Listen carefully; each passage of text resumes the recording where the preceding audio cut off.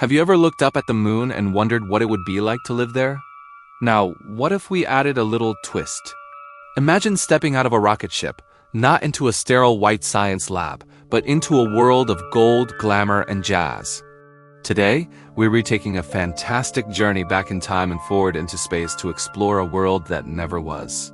The mansions of the moon, where the roaring 20s built luxury on the lunar surface. The 1920s were a time of explosive change. Technology was racing forward, fortunes were being made, and a new, optimistic spirit filled the air. Art Deco, with its bold geometric shapes and lavish ornamentation, became the signature style of the era.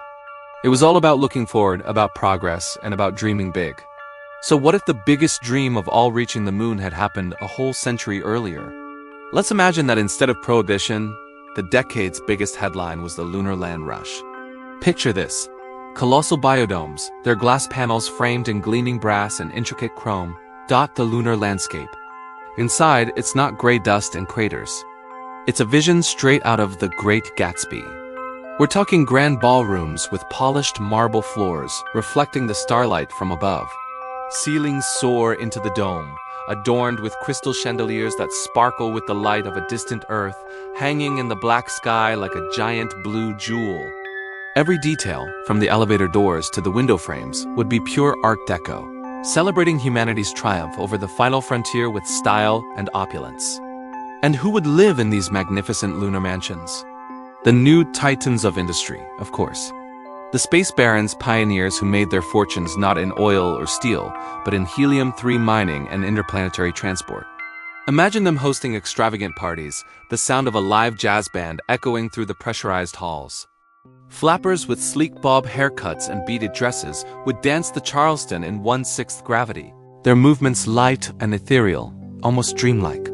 The clinking of glasses wouldn't be champagne, but perhaps a specially distilled zero-G cocktail served by robotic butlers designed with the same sleek metallic finish as a 1920s skyscraper. Let's talk about the architecture. We'd see structures that could only exist in low gravity. Think soaring spires and delicate arches that would be impossible to build on Earth. Buildings wouldn't just be built on the moon. They'd be built with it. Moon rock or regolith would be processed and mixed with new polymers to create a unique pearlescent building material.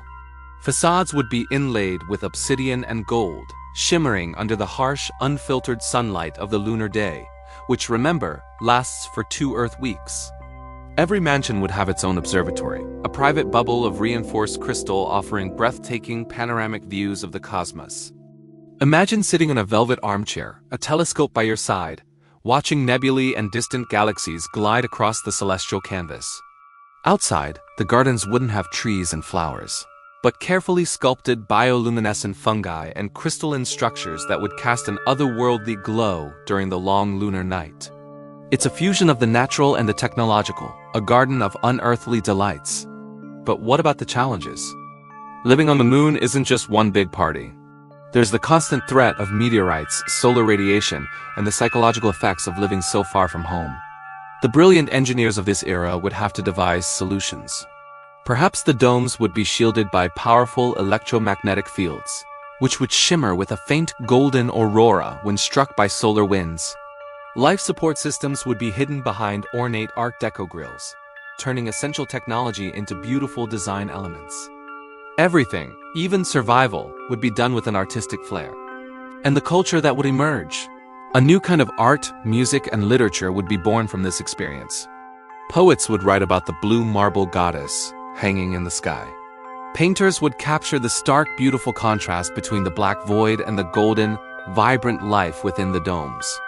The music might blend the syncopated rhythms of jazz with eerie, electronic sounds inspired by the silence of space, a whole new genre we could call lunar blues or cosmic swing. It would be a culture defined by both nostalgia for a planet left behind and boundless optimism for a future among the stars. Fashion would adapt, too. While day-to-day wear inside the domes would be the height of 1920s style, the exosuits for venturing outside would be something else entirely. Imagine a sleek, form-fitting suit, still keeping the geometric patterns of Art Deco. Maybe with elegant brass fittings and a helmet designed with the flair of a cloche hat. It would be the ultimate statement piece, practical for survival, yet undeniably fashionable. the pinnacle of function meeting form. This dream, of course, is a work of fiction, but it's a powerful one. It reminds us that our vision of the future is always shaped by the aesthetics and aspirations of our present. The 1920s dreamed of a future that was sleek, bold, and luxurious. Their moon would have been a testament to human ambition, not just as scientists and engineers, but as artists and dreamers. It's a future where we didn't just survive in space. We lived in it with glamour, style, and a whole lot of jazz. 739-820. What would our 21st century colonies on the moon look like?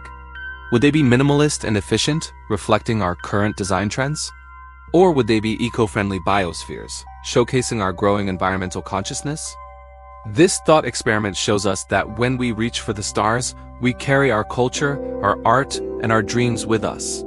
The mansions of the moon might be a fantasy, but they are a beautiful reminder that humanity's future is a canvas we are all painting right now.